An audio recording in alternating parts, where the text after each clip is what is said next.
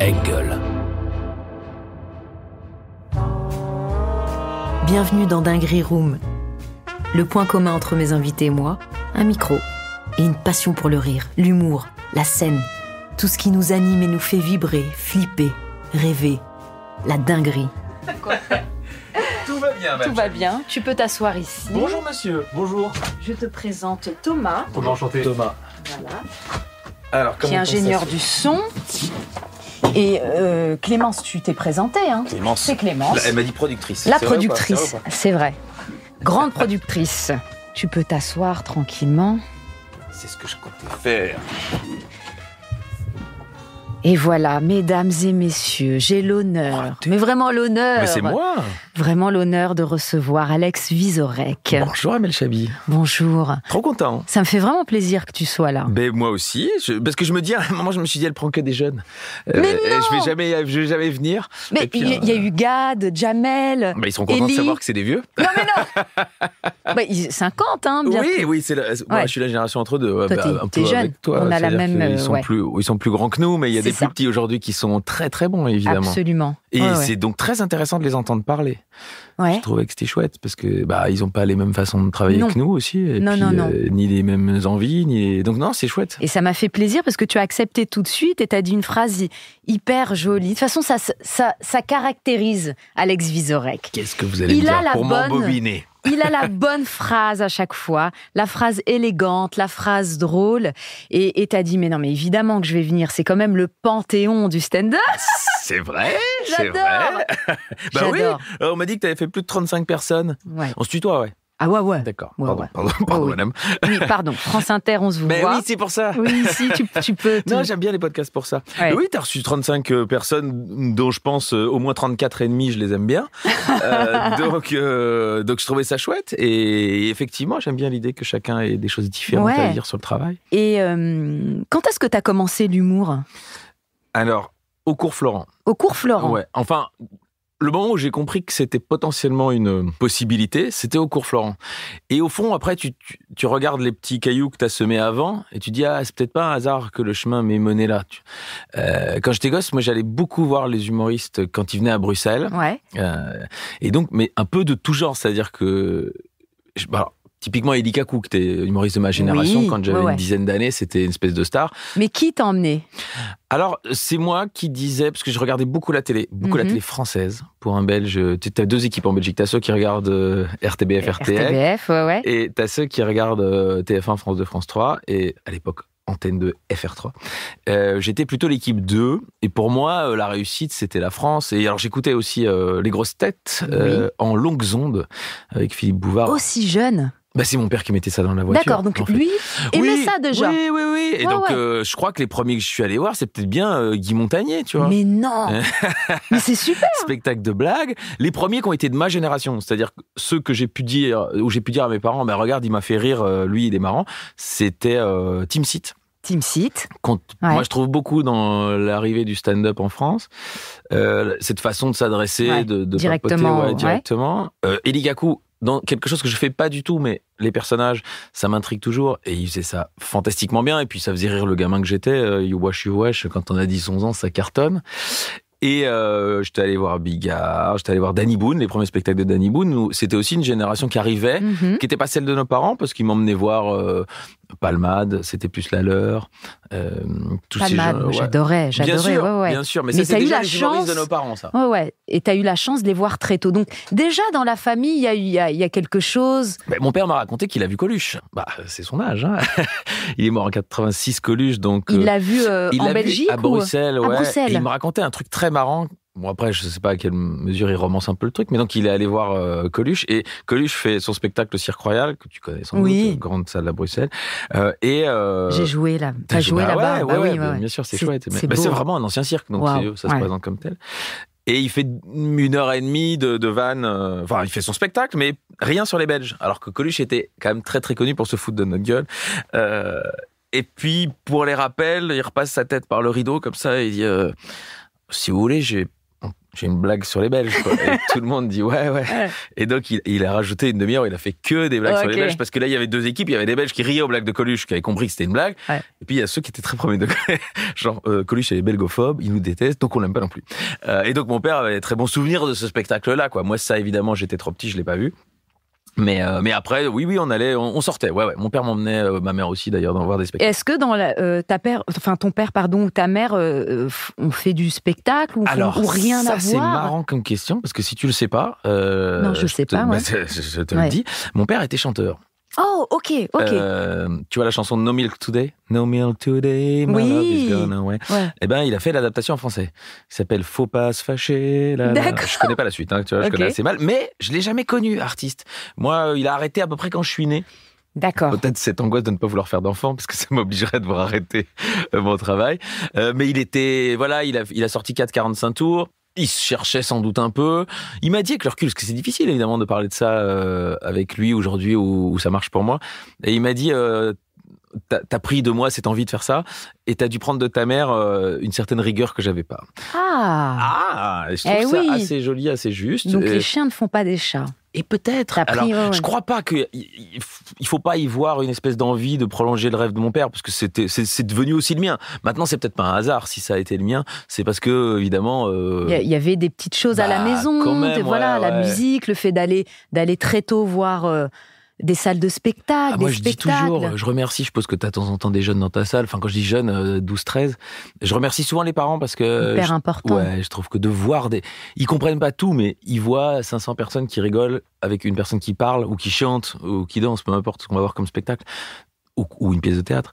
Mais il y a quelque chose qui épidermiquement leur rentre, quoi. Donc, je trouve ça génial. Et donc, dès qu'on me demande de faire des trucs pour les gosses, je le fais. Pierre et le Loup, ces trucs-là. Je trouve ça assez génial, en fait, à faire. Même si je sais que, voilà, c'est pas... Enfin, c'est des parenthèses, c'est pas ça ma carrière, mais j'aime bien l'idée. Mais tu les fais, ouais. Tu leur donnes la possibilité de rêver. En fait, moi, j'ai pas très envie d'enfant, je le dis souvent, donc c'est pas une énorme news. Mais le seul truc qui me manquerait, c'est la transmission.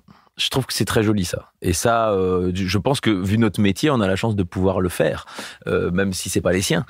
Et donc, si dans 10 ans, il y a un gamin qui vient me dire, c'est mon premier spectacle, c'était vous, j'ai envie de... Comme moi, j'ai dit ça à des artistes, j'ai envie de faire ce métier, parce que je vous ai vu. Je l'ai souvent dit à Boujna. Boujna, moi, je l'ai vu gamin, et je trouvais ça fascinant, ce mec-là que je connaissais, qui pour moi était déjà un peu l'humoriste de mes parents.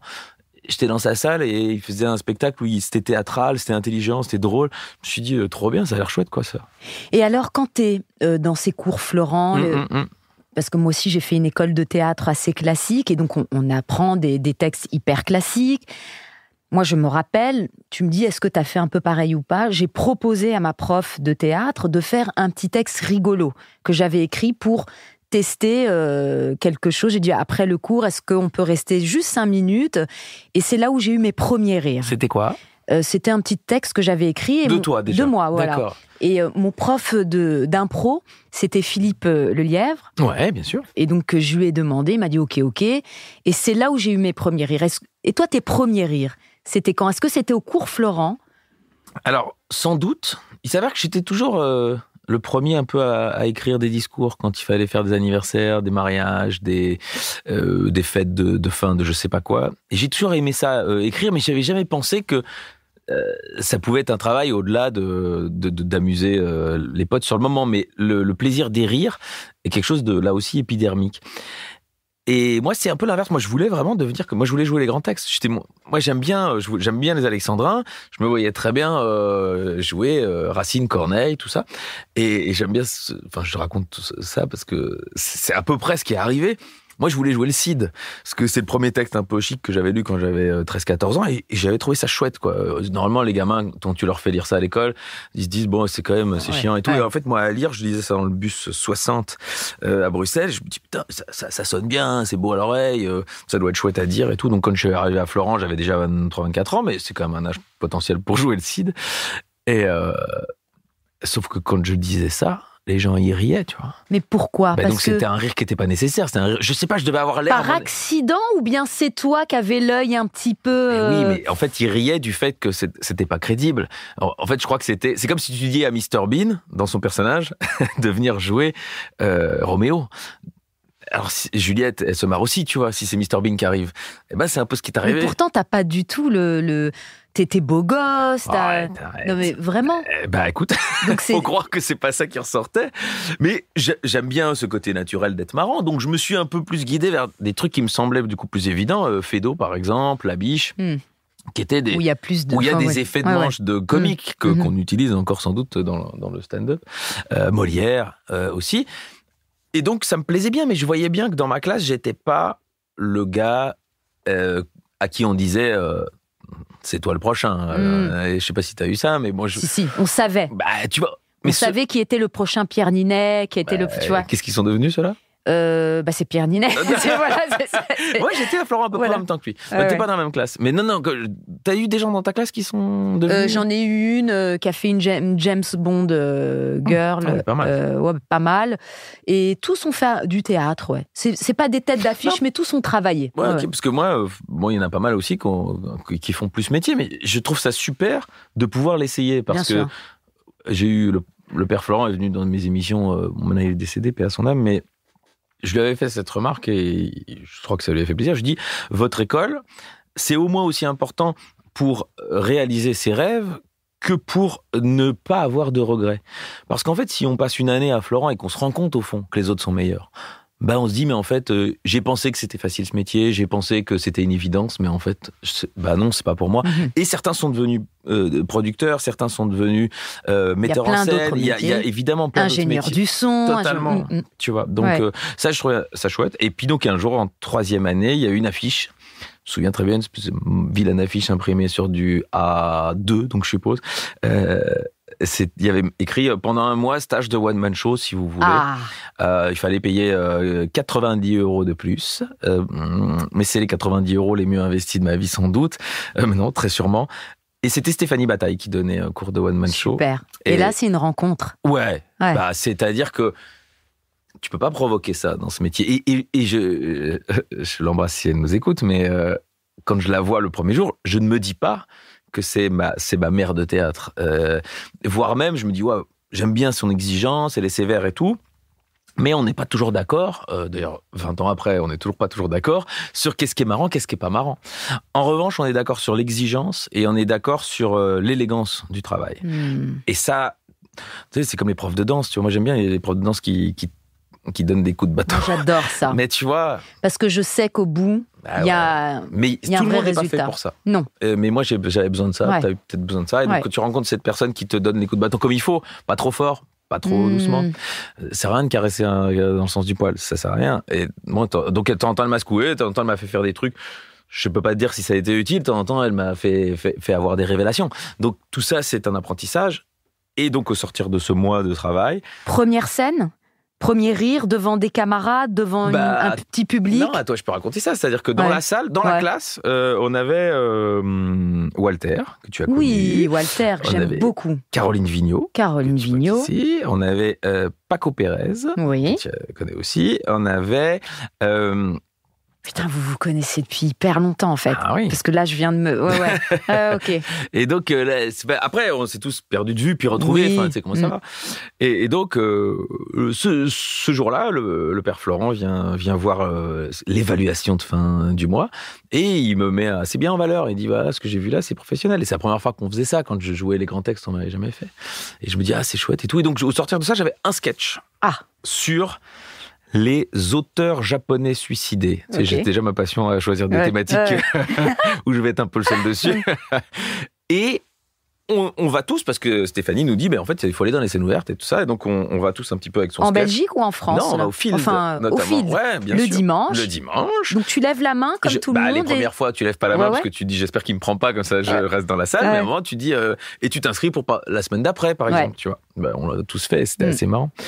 Et je fais ce sketch et qui marche très bien, pour le coup. Première scène, il marche très bien. Tu le filmes? Oui. T'as une trace? Eux le film. Ah oui, je crois. Et le film, parce que si on donnait 5 €, on avait une VHS ou alors, c'est là qu'on voit que t'es un poil plus âgé que moi. Ou un DVD. Voilà, DVD, pardon. Un DVD, Mais vous ne les faites pas, mes chéris, rassurez-vous. Et ouais, c'est ça. Et donc, tu repars avec ton DVD. Et en fait, alors, la directrice du film à l'époque me dit, mais c'est super, il faut que tu vois un producteur. C'est première scène, tout le monde se marre. On me dit qu'il faut que je vois un producteur. Je dis, ça va beaucoup trop vite. Et 2 jours après, je me retrouve dans les caves de l'Apollo, mais qui s'appelait le Temple. Le Temple, t'as du Temple. Où le producteur de Baptiste Le Caplin, qui était Christophe Meillan. Christophe Meillan, qu'on aime beaucoup. Voilà, qu'on aime beaucoup. Toujours très passionné et passionnant en matière d'humour. Mais c'est quand même impressionnant. Moi, j'ai sorti de nulle part et je me dis, c'est un producteur. Et je joue ce sketch dans les caves, seul dans la scène, devant lui. Et je ne comprends pas, parce qu'il me dit, écoute, c'est la dame du field qui m'a dit de te voir. Bon, bah, vas-y, joue. Putain, je savais pas ça. C'est très spécial. Ouais, ça va vite, hein. Et il me voit, il dit, non, mais c'est bien, mais t'as autre chose. Je dis, bah non, en fait, non. Oui, je viens d'essayer. Bah oui, c'est ça. Il me dit, bah écoute, c'est super, continue, et reviens me voir un peu plus tard. Avec 1 heure de spectacle. Ou même pas, même 3 sketchs, mais je les avais pas. Et donc, je fais une deuxième scène. Je refais 1 ou 2 scènes avec ce sketch parce que tu te dis, bah, il marche, profitons-en. Et puis, tu te dis, bah, j'ai tout compris, en fait. Je fais 1 fois et ça marche. Je suis un king. Ça va aller très vite pour moi. Et là, après, tu fais ton deuxième sketch. Je me souviens très bien. C'était à la Main d'Or. À la Main d'Or. Le dimanche aussi. Ouais. Et là, je rencontre Guillaume Meurice en partie. Ah. Tiens. Il était sur scène déjà. Ouais, bien sûr, oui. Avec ses costumes à l'époque. Oh, formidable. Et il faisait de l'humour à costume avant J'adore. Et d'ailleurs, le type qui présente la scène ouverte dit... il annonçait chaque fois celui qui montait et celui qui pouvait aller se préparer pour être le suivant. Et donc, il dit, et maintenant, on va monter machin. En revanche, on va avancer dans la grille, car Guillaume Meurice a oublié son costume. Et ne pourra pas jouer. Et donc, ça va passer à... Peut-être c'était moi, d'ailleurs, Alex Vizorek, mais on se connaissait sans se connaître à ce moment-là. Déjà, le mot costume, quoi, ça pouvait t'empêcher de... C'est ça. Et donc, si il avait oublié. Mais c'est sûr que je crois qu'il avait un sketch où il était un panda. Ah oui, alors, c'est sûr que si t'as pas le costume du panda, est beaucoup moins efficace. C'est formidable. Ouais. Ça reviendra, je lui ai dit, ça reviendra à la mode.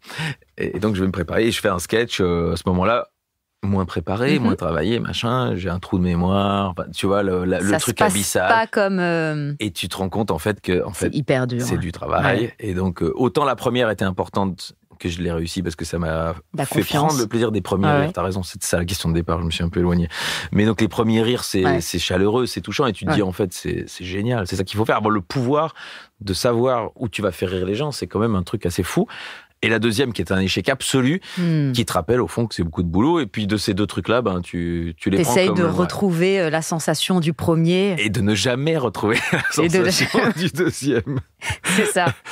Ouais, mais c'est important, je crois, de se planter. Et ceux qui auraient la malchance de se planter à la première fois, donnez-vous 3-4 chances. Si vous êtes planté 4 fois de suite, on peut estimer qu'à un moment, c'est peut-être pas votre travail, mais ça vaut la peine de se planter. Mais tu sais, moi, une de mes premières fois au Trévise, je me suis plantée.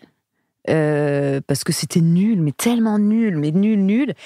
Et bizarrement, je me suis plantée, mais j'ai adoré. Ah bon ? La sensation d'être sur scène, en fait. Je comprenais que mes vannes n'étaient pas bien, c'était trop long. J'ai eu 2-3 petits rires, mais je me suis dit, j'ai envie d'être là, j'ai envie de recommencer. Ah non, On peut avoir un bide et se dire... Oh, ça me plaît, j'ai envie de revenir Qu'est-ce que mon rapport au masochisme? Voilà. Non, mais tu sais, j'avais la sensation que je pouvais résoudre ce problème de vanne, en fait, tu vois. Totalement. Oui, quand t'as un trou, tu te dis, la prochaine fois, j'apprendrai mon texte. Voilà, bien tout sûr. simplement. Mais quand même, cette sensation de vertige où... Je sais pas si t'as eu ça, c'est-à-dire qu'à un moment, c'est pas que tu vois flou, mais t'as l'impression qu'il y a un voile un peu. Et tu dis bon. Et après, tu comprends qu'au fond, t'es pas chirurgien cardiaque, donc t'es pas en train là de faire du mal à quiconque, si ce n'est à toi-même. Mais quand même, c'est important que tu t'en veuilles. Moi, je m'en suis voulu, je me suis dit, merde, tu monteras plus sur scène sans savoir ce que tu vas y faire. Ouais. Et comment t'écris, toi, tes passages ? Alors, j'ai deux façons de faire, c'est-à-dire que j'ai l'écriture de chroniques télé-radio. Ouais. Ou au fur et à mesure de ma carrière, ça fait maintenant, je pense, 12 ans que j'en écris presque quotidiennement. Ouais. J'ai ajouté des gens avec qui je travaille. Et on pourra totalement parler pool d'auteurs ou comment on bosse, tu vois. Surtout quand c'est des quotidiennes. Non, c'est pas une quotidienne, mais c'est quotidienne. Tu vois. Tu peux pas fournir. Non, tout et seul, puis à un moment, tu vois, moi je trouve que c'est pas grave du tout. Et il faut juste le dire. Et c'est une façon de travailler. Johnny Hallyday a pas écrit un seul texte. En revanche, personne n'interprétait aussi bien du Johnny Hallyday que Johnny Hallyday. Et les cuisiniers, à un moment, ils ont une recette, et puis c'est aussi des gens qui font dans leur cuisine des très bons apprentis qui font les fonds de sauce et qui vont acheter les produits de qualité. Et donc, j'estime que c'est un travail vraiment commun. En revanche, je trouve qu'il faut leur donner, et il faut bien les payer, et il faut bien les motiver et leur donner envie de t'écrire de la qualité, quoi. Bien Mais bon, sûr. voilà, ça c'est pour la scène. Et pour la scène, comment Voilà, t'écris? Comme tu auras constaté, je suis pas le plus gros bosseur de scène de ma génération, parce que le premier spectacle, je l'ai joué 10 ans, quasi. Quand je dis je suis pas le plus gros bosseur, je l'ai joué beaucoup. J'estimais, et peut-être des gens pourraient me donner tort, mais j'estimais que c'était hyper important que le spectacle soit bon. Parce que sur les 3-4 premières années, les gens viennent te voir. Et c'est là qu'ils décident si oui ou non ils ont envie que tu sois dans leur émission, si oui ou non ils estiment que tu fais partie de leur famille. Tu vois, et donc je me suis dit, ne va pas sur un deuxième spectacle tant que le premier n'a pas rencontré le grand public et tant que tu penses que tu ne peux pas faire mieux que le premier. Ok. J'ai beaucoup de gens qui sont déjà dans le deuxième spectacle, alors que j'estime que leur premier n'est pas abouti. Mais peut-être c'est leur façon à eux de jeter un truc sur lequel ils n'ont plus envie de travailler. Mais moi, je me sentais pas de ça. Et ce premier spectacle a évolué dans tous les sens. Tellement. Le premier sketch a été une fois le dernier, puis on l'a remis au milieu, et puis Moi, je l'ai vu plusieurs fois, le premier sur l'art, et effectivement, ça a changé, et plus tu joues, il est incroyable. Au-delà après, voilà. que le spectacle ait changé, c'est moi qui ai changé. C'est-à-dire que toi, tu sais... La manière de vendre tes vannes, d'être à l'aise, d'être... Quand le corps a compris qu'il était chez lui sur scène, c'est beaucoup de travail fourni. Mais ça, moi, je compare toujours à un pilote d'avion. Je dis, on est des pilotes d'avion. Une fois qu'on monte sur scène, on sait piloter l'avion. C'est-à-dire qu'on sait décoller, on sait atterrir. En revanche, quand il y a de la turbulence, c'est tes heures de vol qui font que tu vas savoir réagir. Et s'il faut atterrir sur l'Hudson un jour, parce qu'il faut atterrir sur l'Hudson, si tu as de l'expérience, tu vas atterrir sur l'Hudson. Si c'est ton deuxième vol, tu vas me planter tout le monde dans l'Hudson.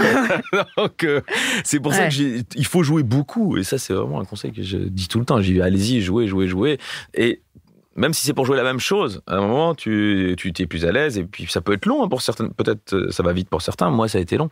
Je pense avoir été à l'aise sur scène après 5-6 ans. Après 5-6 ans, ouais. Sinon j'étais dans mes marques, tu vois, je savais qu'il fallait aller à gauche à ce moment-là, à droite à ce moment-là. Moi, je viens du théâtre, donc j'ai jamais eu cette facilité que les stand-uppers ont de prendre un micro et de dire alors qu'est-ce que je vais vous raconter aujourd'hui. Je sais pas faire ça. Maintenant, j'y arrive, mais parce que je sais faire le reste. Je sais que mes rails sont là, donc je peux sortir s'il se passe un truc, et j'adore ça même. Mais au départ, non. Au départ, pour moi, je revendais une pièce de théâtre. C'était un peu carré. Vraiment comme toi au départ, parce qu'on vient d'une école de théâtre. J'avais besoin de... si on me changeait la musique, si on machin, je me disais, mais qu'est-ce que c'est ? Je suis d'accord. Et des fois, les régisseurs font des petites blagues et tout. Je disais, mais qu'est-ce que c'est que cette blague ? Mais moi, ça me déstabilise. C'est pas possible et tout. Le musical, Et après, quand il n'y a pas de loge dans les cafés-théâtres, tu dis, mais attendez, mais comment je vais me concentrer ? Mais moi, je dois venir à l'avance. Exactement. Mais enfin... Ça, c'est Avignon qui m'a complètement calmé avec ça. M'a calmé. Et le stand-up m'a calmé. Oui, bien sûr. Parce que t'es dans des cuisines, ça sent le graillon. T'as fait du personnage, toi ? Bien sûr. Bien sûr. Est-ce qu'on a des images ? On a des images. Beaucoup trop d'images sur Google. Je t'ai vu dans les émissions de télé parfois, mais j'ai sur fait scène. beaucoup de... moi, ce qui m'a donné envie, c'est Elie Kakou, Gad Elmaleh. J'avais vraiment envie. Et Gad, c'est vraiment la transition. Absolument. C'est-à-dire qu'il a trouvé cette espèce de chouette équilibre entre je vous parle, et puis je vous fais ma mère, ça marche. Quoi. C'était beau, je trouvais ça formidable, donc je l'ai fait. Et là, aujourd'hui, c'est plus du tout le délire de faire des personnages, mais ça reviendra, je pense. Je pense aussi. Et puis surtout, si c'est bien fait, Alex Lutz le fait encore très bien. Oui. Tu vois, je pense que c'est... Vincent de Dienne le fait encore très bien. Vincent de Dienne, très bon en personnage aussi. Jérôme Commandeur, moi je l'ai vu faire le premier spectacle, c'est que les persos avec ses lunettes là. Qu'est-ce qu'il est drôle, C'était Jérôme. drôle. Mais maintenant, il a un peu mis du stand-up au milieu pour fluidifier. Et je pense que. Élie, je suis allée voir son spectacle il n'y a pas longtemps. Il met du stand-up au milieu. Mais toi, tu fais pas de personnage. Non. Enfin, non, c'est-à-dire que j'ai l'impression que c'est un semi-personnage que je tiens du début à la fin, mais qui est devenu... Au début, c'était plus un personnage. Je prenais un personnage un peu de conférencier, un peu... Oui. Et je me suis écarté de ça. Mais là, je t'entends. Non, maintenant, c'est toi qui nous parle. Je l'ai ramené à moi. Et c'est pour ça que, moi, quand les gens me disent « Non, mais toi, c'est pas du stand-up », je dis « Bah, en fait, si, oui. » Ah, si. Bien sûr que si, je parle aux gens. Alors, Je crois que les gens, l'image du stand-up, et c'est assez rigolo, c'est des gens qui ne se préparent pas et ont un micro en main. Et un sweat, un t-shirt. Éventuellement, un sweat et des baskets. Sweat, ouais, vraiment, il y a un truc... Et en fait, c'est parce que j'ai une chemise et des belles chaussures et que j'ai un micro-casque que les gens disent que je fais pas du stand-up. En fait, bien sûr que oui, que j'en fais. Et là, je suis venue te voir donc il y a quelques jours, et vraiment, je t'ai retrouvé. Il y a une vraie sincérité, une vérité dans ta manière de parler.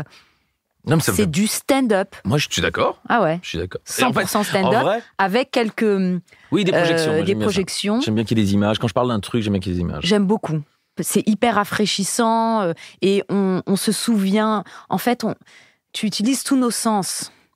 Vraiment. Sauf l'olfactif, comme tu auras entendu, voilà, c'est que ça. je n'ai pas. Ouais. Mais ça, c'est marrant parce que c'est Thomas Wiesel qui m'avait dit, quand je lui ai expliqué que j'avais pas d'odorat, il m'a dit, mais c'est génial, c'est une super prémisse. Prémisse. Ah bon oui, oui, je suppose que les gens qui écoutent Panic Room, ils savent ce que c'est une prémisse. Pas Panic Room, Dinguerie Room, excuse-moi. Merde, je me suis vendu. Mais ouais, donc et alors j'ai tiqué, j'ai dit bah oui, c'est une prémisse, il y a que moi qui peux l'utiliser puisque les vrais chez moi, on n'est pas beaucoup à pas avoir d'odorat. Et donc je me suis dit dans le spectacle prochain, quand je parlerai peut-être un peu plus de moi, c'est ce genre de prémisse que j'utiliserai. C'est pour ça alors que voilà, tu parles beaucoup plus de toi. Oui, en fait pas énormément, pas mais énormément, mais tu révèles pas des trucs de ouf, mais en tout cas.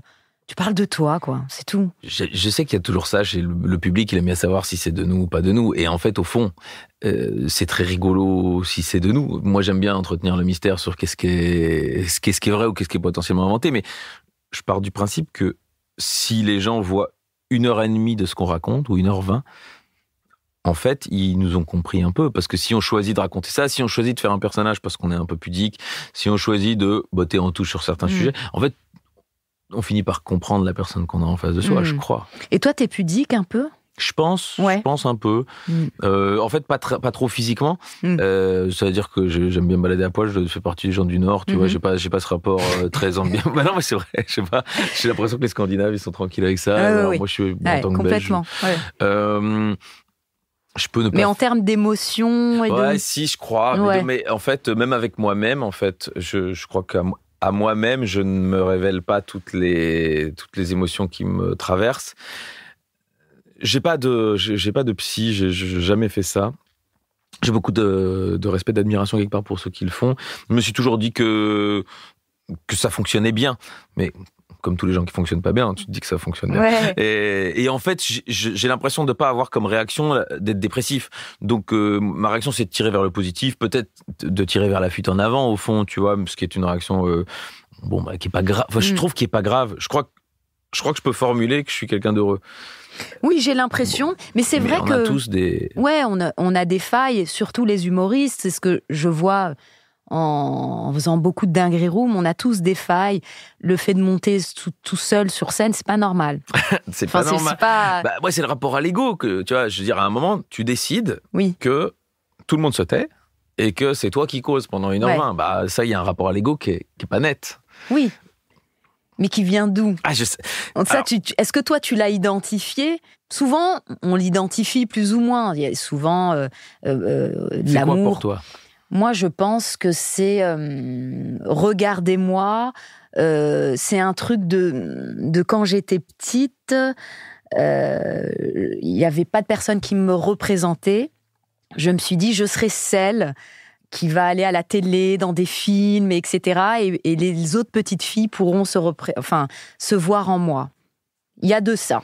Est-ce que tu étais séduisante quand tu avais 18 ans ? Est-ce que tu avais du succès ? Oui, mais vers 18 ans. Mais pas avant. Parce que... J'avais pas la cote avant. Parce qu'avant, c'était... je suis née au centre de Paris, donc... dans un quartier un peu chic, c'était les blondes aux yeux bleus qui avaient la cote, et si t'avais les cheveux bouclés, etc., c'était pas très joli. Mais après, Jennifer Lopez est arrivée. Jennifer Lopez, on a dit, dis donc, elle ressemble à une rebeu, celle-là. Et tout ce qui était un peu plus allé, etc., avec un teint... plus tard, tu vois, mais... non, je pense qu'il y a de ça, et puis de l'amour des parents, qui... Ouais, je peux pas... Moi, vraiment, je mets ça... Alors que toi, c'est vrai qu'on voit quelque chose de... Il n'y a pas trop de failles. Si, c'est pour ça que je posais la question, c'était pas... Moi, j'ai j'ai toujours dit que si j'avais été un grand séducteur, j'aurais jamais fait ce métier.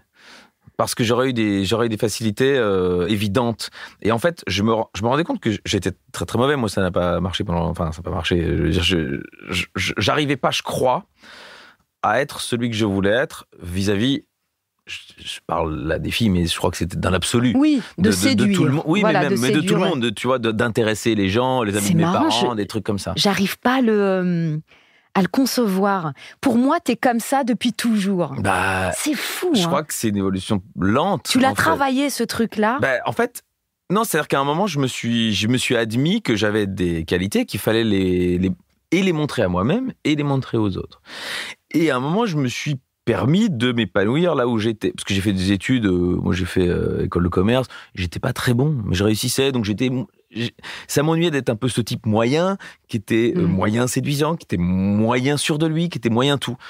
Et au fur et à mesure, je me suis dit, mais en fait, si tu fais des choses où tu te sens mieux, toi-même, tu peux être celui qu'on va regarder. Mais je crois que, là, je me le formule avec le recul. Sur le moment, je me le formule pas. Oui. Et au fond, je me suis moi-même trouvé plus séduisant en devenant ce que je suis aujourd'hui. Vraiment, donc, tu t'es aligné avec toi-même. Mais donc, j'en veux pas aux autres. Je n'en veux pas aux filles qui, à 18 ans, me regardaient pas. Parce que moi-même, je me trouvais pas génial, donc je peux pas leur en vouloir de me pas te trouver génial. Mais pourtant, t'as eu t'es surdiplômé, enfin, t'as eu ta école de journalisme et tout. C'est un background super valorisant, tu vois. Moi, apprendre et étudier, c'est quelque chose que je trouve passionnant. Quoi que t'apprennes, je crois que si j'avais fait des études de biologie, peut-être j'aurais un jour fait un spectacle plus sur la bio, mais c'est parce que je trouve ça intéressant d'apprendre. Quoi que t'apprennes, et puis même, plus tu débouches, à mon avis, des canaux intellectuels, plus il y a d'autres choses qui passent plus vite, et donc ça, c'était super. Mais quand même, je savais pas quoi en faire, moi, de tous ces trucs, les mathématiques, la chimie, la physique. Mais ces trucs de la chimie, mathématiques et tout, t'ont donné la rigueur. Ça, c'est sûr. C'est sûr. C'est sûr. Ta force de travail, le fait de faire 200 pages parce que tu dois étudier et qu'on va t'interroger. Du coup, il y a des choses, c'est plus facile. Je vais plus vite sur certains trucs, ça, c'est sûr. Et tu peux faire beaucoup plus de choses en même temps. Enfin, la radio, parce que tu fais beaucoup de choses quand même. L'organisation et la rigueur, oui, c'est un truc que tu l'apprends, avec ça. Moi, je suis sûr. Ouais. Mais tu le vois chez des gens qui, au départ, n'étaient pas du tout rigoureux, qui le deviennent par le métier. En fait, le nombre de gens où tu te dis, s'ils avaient fait autre chose que ça, ils auraient été nuls. Ils auraient été vraiment, même peut-être à la rue, parce qu'ils n'auraient rien pu faire d'autre. Mais dans ce métier-là, ils se lèvent tôt. Ils vont bosser parce qu'ils aiment ça, parce que ça les ils ont des tire, échéances, ça les des meut, deadlines. Exactement, ouais, bien sûr. Et puis ils fournissent le spectacle. Si leur vanne n'est pas bonne, ils rentrent chez eux, ils la retravaillent. Alors que s'ils avaient travaillé comme comptable, ils n'auraient pas repris le bilan le soir chez eux, c'est sûr. Et ça, c'est assez génial. Et est-ce qu'à partir du moment où tu as eu un peu de succès au début sur scène, est-ce que tu as senti t'as eu une meilleure confiance en toi? Est-ce que tu as senti que tu avais la cote? Parce que ça c'est encore du temps derrière. Tu as la cote, hein. C'est pas vrai. Tu le sais ou pas, ça? Non, écoute, très sérieusement. Vas-y, donne-moi une liste de copines. Dis-moi un peu. Je peux pas balancer, c'est gênant. Balance. C'est gênant, mais est-ce que tu sais que t'as la cote ou pas? Qu'est-ce que t'appelles la cote? Ça veut dire que tu plais. Non, alors je le sais sans doute pas assez, et c'est tant mieux. Et c'est peut-être pour ça que je l'ai un peu. Parce que je crois qu'à partir du moment où t'es sûr de ta séduction, c'est foutu, en fait. Donc ça me dérange pas. Et puis j'aime bien aussi me poser la question de savoir à qui je plais et comment je plais. Je trouve ça intéressant dans la réflexion et dans l'approche. Maintenant... J'adore, il y a un côté... dictatique, hein. C'est organisé, hein. Tableau Excel. Alors, qui êtes-vous? Profession, alors attendez, on va voir. Mais non, mais c'est chouette de me dire ça. Et puis alors, je suis pas assez idiot que pour vouloir plaire à des gens à qui je plais pas. Tu vois ce que je veux dire? Parce que très souvent, les filles, elles te disent moi, je veux celui-là. Et je dis mais pourquoi tu veux celui-là? Parce que c'est vraiment, il te va pas du tout et c'est tout l'inverse de toi. Et moi, je trouve que une des grandes qualités chez la personne avec qui je dois passer ma vie, c'est qu'elle ait envie que ce soit moi. J'ai l'idée de la quête absolue vers quelque chose. Non. C'est-à-dire que je veux bien essayer de convaincre. Oui. Mais à un moment, l'idée de courir derrière quelque chose qui n'a pas de sens, je trouve ça un peu idiot et c'est une perte de temps, je pense, pour tout le monde. Mais là, on est dans la séduction. Ce qui est sûr, c'est que... Non, parce qu'on parlait des failles, de la... Ce qui est sûr, c'est que la scène rend beau. Tu t'es rendu compte un peu de ça? C'est-à-dire que quand tu parles pendant 5 minutes, il y a une espèce d'admiration un peu dans l'œil de la personne quand tu sors du scène. Tu dois plus faire ce pas de la drague que je savais pas faire. Toi, t'as déjà dragué, t'étais sur scène pendant 1 heure, tu vois, je me suis dit, il faut qu'elle vienne me voir, hein. Je me dis, pendant 1h20, c'est moi qui cause. Ouais. Après, le boulot, il est fait, là, tu vois, tu m'as compris, en fait, quand tu m'as vu sur scène. Plus chez les garçons que chez les filles. Stand-up. Ça, c'est toi qui crois. Est-ce que tu sais, Amel Chabi, que t'as la cote? Franchement, un peu. Oui. Je vous dis la vérité. Mais la confiance en elle de cette personne. Tu sais pourquoi? Parce que c'est Instagram qui me le dit. C'est vrai, tu reçois, c'est les demandes. Les DM et coucou et je me marie avec toi et ça va. C'est des mariages directement. C'est des mariages, les amis. Donc à un moment donné, au bout du 10e mariage, je me dis, bah dis donc, elle est pas mal celle-là. Non mais Instagram, très dangereux Instagram, attention. Oui, et assez sympa. Enfin, mais c'est sympa. La drague en plus rapide. Ouais. Mais non. Et effectivement, chez les hommes, je trouve qu'il y a un truc hyper charmant, très sexy. Chez les femmes, il y a quelque chose qui fait peur aux hommes. Le fait de parler pendant 1h30 sur scène, la majorité des hommes peuvent avoir un peu peur de ça, se dire oulala. C'est quel homme tu veux. C'est-à-dire que je pense que moi, je trouve ça chouette, justement, de déjà faire le tri. Oui, et après, t'as vraiment les hommes très stylés. Ceux qui viennent vers toi, stylés, je sais pas, mais en tout cas, ceux qui vont te correspondre. Ouais, voilà, c'est cool. Et aujourd'hui, t'as plus ça, mais sans doute, tu dois avoir. Quand on commence, la personne qui nous choisit, elle n'a pas signé pour ce qu'on va devenir.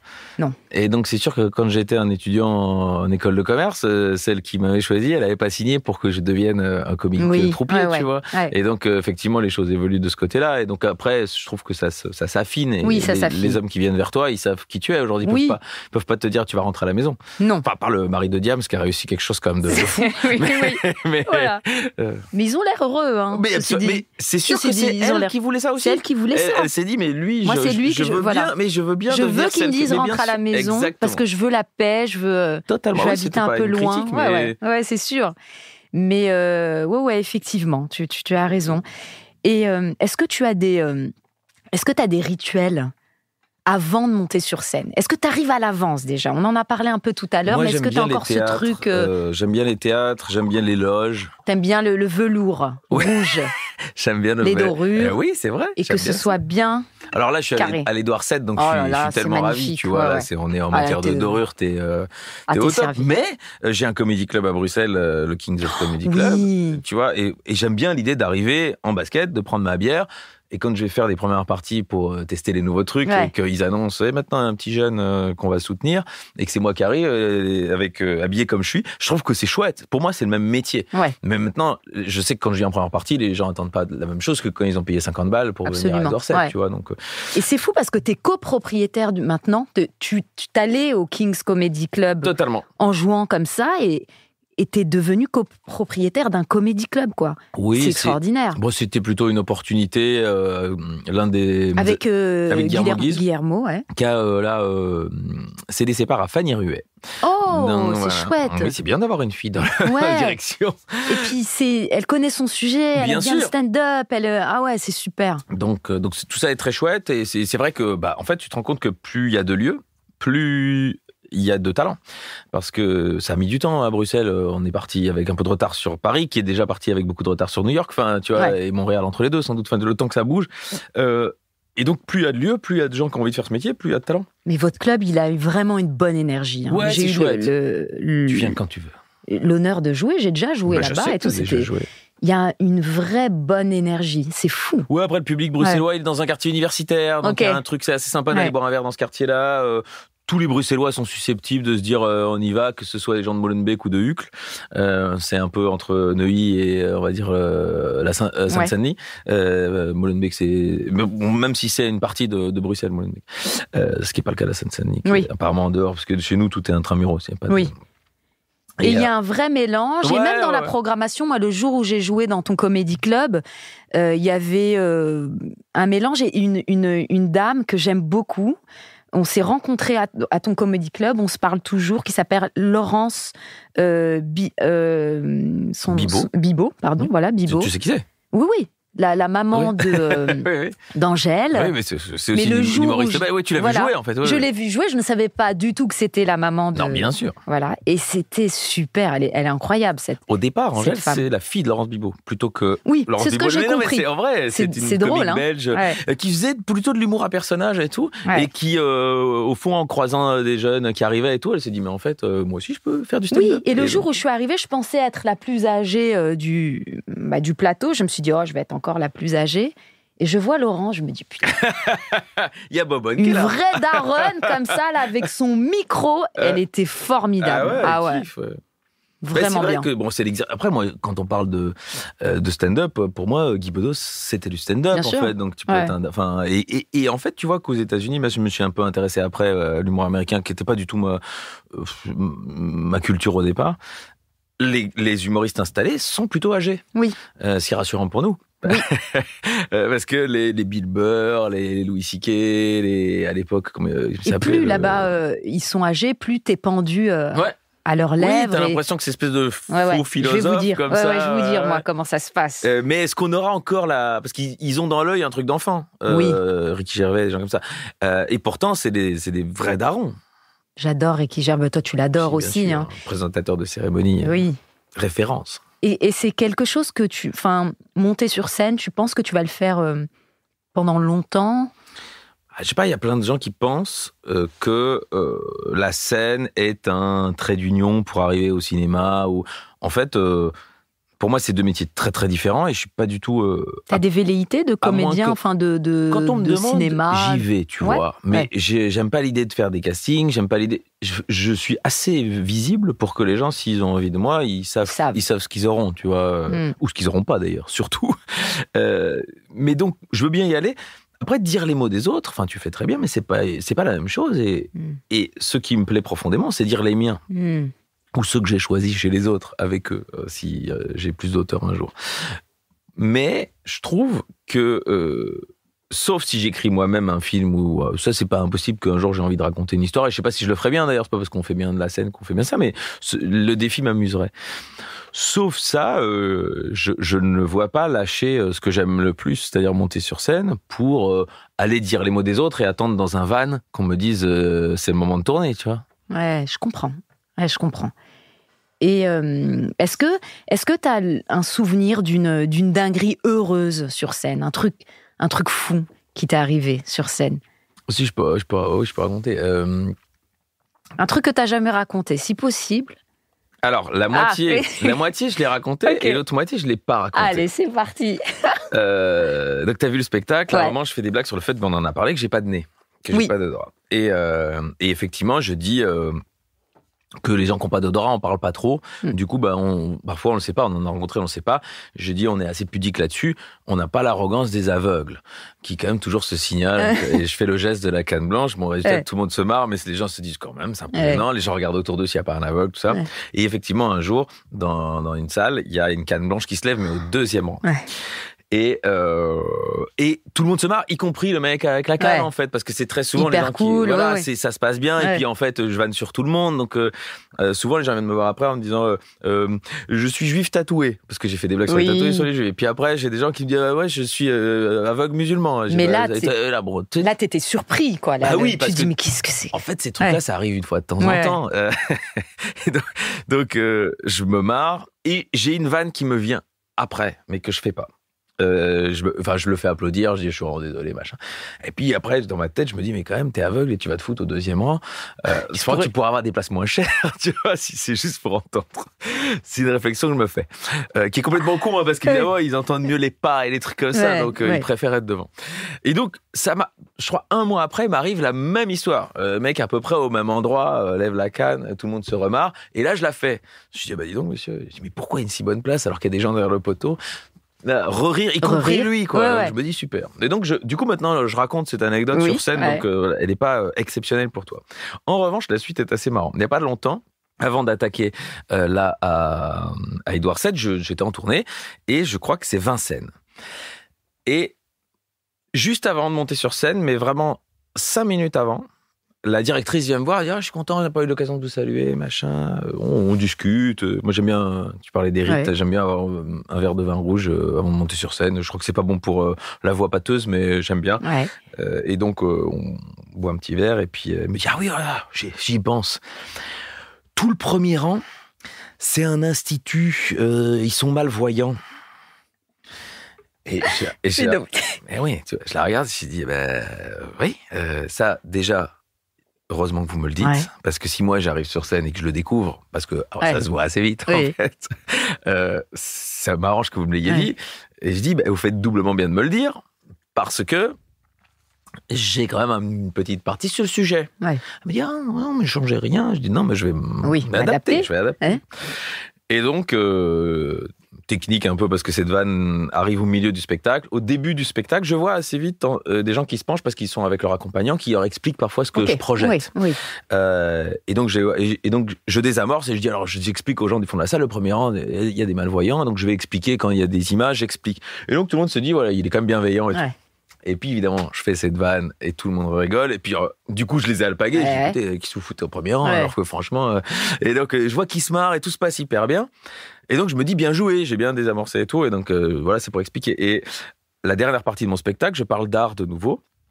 Je parle de peintre, j'ai une blague sur Bruegel, je montre des tableaux, j'ai une blague sur Picasso. Et puis, le peintre d'après, c'est Miro. Et moi, je l'ai, la blague. Mais je dis, on va pas la faire, c'est pas nécessaire, tout le monde a remarqué. Et donc, je dis, et le peintre suivant, Miro, qui est un peintre que j'aime énormément. Et j'entends une petite voix au premier rang. Ah nous aussi, hein. Et là, j'éclate de rire tout seul. Et j'ai dit au fond de la salle, je dis, alors là, il y a la meilleure vanne de la soirée qui vient de tomber. Voilà, c'est bon, merci. On peut voir la fin du game. Et en fait, tout le monde a ri, et tout le monde a applaudi le mec qui avait fait la blague. Les aveugles étaient très contents parce qu'ils venaient de me moucher. Et inversement, je trouvais ça assez génial. Et on parlait des heures de vol. Si j'ai pas 10 ans dans les pattes, je m'effonde à ce truc-là parce que tu t'effondes, t'es effrayant. Tu dis, est-ce que... Et là, non. Là, il y a une connexion absolue. Et généreux, tu peux difficilement te planter. Enfin, on en voit beaucoup plus maintenant qui montrent, je pense, Bougueraba qui montre beaucoup, Redouane qui montre à quel point il montre que les impros en fait. Et donc ça permet aussi aux gens, il y en a d'autres qui font ça et j'aime assez bien sur ça, assez marrant. Tu vois des situations de vie d'artistes qui savent faire. Donc on progresse tous un peu, je trouve, à faire ça. Et puis les gens, ils aiment ça parce qu'ils savent bien que le jour où il y avait tous les non-voyants devant, c'est arrivé une fois. Enfin, c'est pas que je les trimballe en tournée, les mecs. Non, en bus et tout. Et donc voilà, c'est vraiment des chouettes trucs de vie. C'est pour ça qu'on aime jouer aussi longtemps parce que un jour et pas l'autre. Et une dinguerie un peu plus contraignante, moins heureuse, mais un truc relou qui t'est arrivé sur scène, un truc imprévu. Qui s'est mal terminé ? Ou qui s'est peut-être mal terminé, ou un truc qui t'a déstabilisé, ou quelque chose... j'ai eu un vomi. Hein ? Toi ? Non, pas moi. Au premier rang. Oh merde. Une petite gastro ? Je sais pas. C'était à Toulouse. Et ça, parfois, tu sais, parce que les gens, ils t'écrivent, ils te disent, j'étais là le soir où il a vomi. Je m'en souviens très bien, c'est arrivé une fois. En plein spectacle. Ouais. Et du tu coup, sens alors moi, j'ai pas l'odorat, donc du coup, Putain, je sais pas à quel point ça a incommodé ses voisins. Oui, c'est-à-dire qu'on l'a sorti, et puis un mec qui est venu mettre des copeaux. Et comme c'était en bas au premier rang, les 800 derrière voyaient tout ce qui se passait, donc j'ai fait du commentaire. Oui, le temps que ça se passe. J'ai dit à quel moment, quelle vanne vous a fait un peu... Parce qu'évidemment, il faut se servir de ce genre de situation, parce que tu peux pas faire abstraction de ça. Est-ce que c'est quelque chose qui te déstabilise totalement ou... Plus maintenant, mais effectivement... Enfin, plus maintenant. S'il y a un jour un mec qui tente de poignarder sa voisine, je crois que je vais pas trouver une vanne à faire, tu vois, mais... non, ça va, et je trouve même ça plutôt chouette. Oui, ça te sort un peu. Je peux pas dire que ce soit une dinguerie malheureuse. Si, c'est pas une dinguerie, mais pour prendre... parce que j'imagine que beaucoup de gens écoutent ton podcast aussi en se disant qu'ils ont envie de faire ce métier. Bien sûr, ils essayent de trouver des clés avec nos... Mais en fait, ça marche souvent avec des exemples. Je démarrais vraiment, j'avais fait quelques dates. Donc, je trouvais que le spectacle était déjà bon et tout. Et Antoinette du Point Virgule, donc la directrice du Point Virgule historique. On embrasse, qu'on embrasse bien sûr. Me dit, j'ai 4 dates, j'ai un artiste qui part en tournée, est-ce que tu veux pas les faire ? C'est l'occasion. Et je dis, ouais, trop cool, le point virgule, tu vois, c'est culte quand même. Ouais. Quand tu commences. Et c'est tenu par Jean-Marc Dumontet déjà à l'époque. Et donc, moi, j'avais pas de producteur. Et je me dis, trop bien, si Jean-Marc, il peut voir que je suis bon et tout, ça serait quand même super, quoi. Et j'avais 4 dates. Les 2 premières se passent correctement. La 3e, très mal. Je sais pas te dire pourquoi très mal. Ça veut dire quoi, très mal? Bah, ça prend pas. Ça prend pas. Genre, les scènes de début, c'est-à-dire que toi-même, c'est irrégulier. T'es trop appliqué. Ouais. Donc, ça se voit que t'es trop appliqué. Ouais. Dans la salle, t'as une dizaine de potes du cours Florent qui donc sont avec un œil un peu de jugement. Et c'est normal, ils ont le droit d'être là. C'est à toi de les rendre à l'aise. Mais déjà, rendre un public normal à l'aise, c'est compliqué. Mais donc des potes, en plus au point virgule, tu les vois. Surtout si la salle, je sais pas, il y a 120 places, mais je devais avoir 60 personnes, donc tu vois, tu les vois. Et il y a un truc qui prend pas et tu sais pas, tu dis bon. Ouais. Et là, tu continues, t'es un peu en pilote automatique. Ouais, c'est le tu dis allez, je vais au bout. Ouais. Et 4e date. 4e date, fantastique. C'était un samedi, c'était pour le coup plein. Et ça se passe hyper bien. Et je me dis trop cool, quoi. Et puis, je discute avec le régisseur. Je dis, c'est cool. Et bon, question que j'avais jamais osé poser, mais comme on allait partir, je dis, mais Jean-Marc, il est venu? Et c'est lui qui me dit, ouais, il était là hier soir. Et donc, sur ce moment, tu te dis, s'il vient le samedi, alors aussi talentueux soit-il dans l'œil qu'il a, si tu vois une représentation qui marche pas, tu te dis que ça marche pas. Tandis que si tu vois une qui, tu vois, c'est compliqué. Même, tu vois, on a l'œil, mais quand on va voir des potes et que ça rigole pas, c'est difficile de dire en fait ce spectacle est exceptionnel et c'est tout le public qui l'a pas pigé. Même si t'as l'œil, même si ça marche pas, ça marche pas. C'est difficile. Et donc là, je pense que s'il me trouve formidable le samedi et qu'il me dit j'aimerais bien travailler avec vous, je gagne peut-être 3 ans. 3 ans que j'ai pas perdu au fond, parce que j'ai piloté des avions pendant 3 ans, j'ai travaillé. Et peut-être je suis devenu meilleur pilote 3 ans après et ça n'a pas été aussi vite. Et c'est tant mieux que ça n'ait pas été aussi vite. Parce que tu vois, c'est compliqué des carrières. La vie est bien faite. Moi, je pars de ce principe-là. Mais c'est vrai qu'au moment où on te dit ça, tu dis t'es déçu. Ouais, shit, tu dis c'est. T'es déçu. Et ça, ça veut dire aussi qu'il faut être bon tout le temps et tous les jours, quoi. C'était ça la morale un peu du truc. Mais c'est difficile. Et c'est surtout au début. Ça ne tient pas. Enfin, ça tient à rien. C'est bizarre. Parce que c'est le même texte. Ouais. C'est selon ton mood, selon plein de choses. Plein de choses, mais et c'est ça, je crois, une carrière et l'expérience et à un moment le talent, c'est de savoir limiter toutes ces choses et qu'il n'y a plus rien qui peut faire que en fait tu puisses pas être bon. Il y a des jours où tu sais que tu es très bon, il y a des jours où tu sais que tu es moyen bon. Si en moyenne tu es toujours bon, c'est déjà pas mal. Ouais. Mais le public, il le sait pas. Le public, il le sait pas, il a passé une bonne soirée. Il le sait pas et il y a moins d'écart, on va dire. Exactement. Au début, il y a toujours comme un début de un nouveau sketch, un nouveau passage. Il y a beaucoup d'écart et petit à petit, il y a une constance. Tu vises. Enfin, c'est comme un meuble Ikea. Si tu vises pas tout bien les vis, il bouge. Ouais. Et à un moment, tu vises. Et puis en fait, à un moment, ça tient droit, quoi. Est-ce que tu as eu un moment de grâce absolue dont tu te souviens sur scène où t'étais vraiment, tu volais, quoi. Enfin, c'était une dinguerie, la folie, quoi. Tout fonctionnait. Les rires, standing. Écoute, c'est couillon te dire. Mais c'est là. Mais à l'Édouard VII. Dimanche dernier. Ouais. J'ai eu ma metteur en scène ce matin au téléphone, parce que je l'avais pas eu depuis. Elle me dit, franchement, dimanche, je crois que c'est la meilleure que j'ai vue. Et ça me fait plaisir, parce que ça veut dire que je peux encore progresser, en fait, tu vois. Ouais. Et elle me dit, non, t'étais en place, t'étais droit. Elle dit, quand tu bouges un demi-pied, c'est chiant. Ta vanne, tu te la poses et tu la mets droit. Et oui, et on apprend encore tout le temps. C'est des petits détails, mais sur des détails, c'est à ce moment-là que tu progresses, tu vois. C'est le geste parfait, l'intonation parfaite, le machin. Et puis, il y a des jours où tu tapes la balle de manière très, très fluide. Et tous les rires, tu les reprends. Et le revers. C'est une sémantique de foot, là, la balle? Non, je voulais faire tennis. Ah, tennis, vois, pardon. Quand tu tapes sur le mur, en fait, tu vois, tu la tapes au bon moment. Le tennis, et parfois, t'es 1 centimètre plus haut, donc tu la tapes moins bien. Bon, du coup, le coup est moins bien donné. La balle traverse le filet, c'est pas la question. Mais c'est moins bien donné, c'est moins fluide. Et il y a des jours où t'es dans le rythme et le public est avec toi. Et donc, ça me fait plaisir. Et dimanche. Je vais pas te dire que c'était la meilleure de ma vie, dimanche. Mais il y a un truc où tu te dis, en fait, c'est cool. Et j'ai aimé que ma metteur en scène qui me connaît depuis 15 ans se dise, celle-là, on commence à encore affiner ce que j'ai envie, vers où j'ai envie d'aller. Et c'est cool, ça veut dire que peut-être il y a encore beaucoup de chemin. Enfin, je crois, j'espère. Et donc non, c'est chouette, ça. Et j'en reviens un peu à tes rituels. Est-ce que tu viens à l'avance ou pas? Alors, il y a 2 trucs que je fais et qui parfois surprennent la nouvelle génération, c'est que je m'habille et je me maquille. Ok. Enfin, tu t'habilles. C'est-à-dire que j'ai une tenue de scène. Qui est posée. Qui est posée. Okay. Et non, mais parce que tu vois, tu te même changes. Sugar Sammy, qui est beaucoup plus une star que moi, m'explique, en fait, moi, j'arrive 10 minutes avant, les gens, ils sont déjà assis dans la salle, j'arrive, je monte avec mes baskets avec lesquelles j'ai marché depuis mon chez-moi, parce que ça le met à l'aise et ça l'ancre. Moi, j'ai pas de jugement là-dessus. Mais toute la nouvelle génération est comme ça. Fait ça, ouais. Mais Elie, Fabrice Eboué, ils ont leur chemise. Même moi, j'avais ça, mais j'ai un peu changé. À force de faire beaucoup de clubs. Quand tu fais un club ou une scène ouverte, c'est pas pareil. Mais c'est vrai que moi, je viens vraiment du théâtre et en fait, j'aime bien les miroirs avec les ampoules.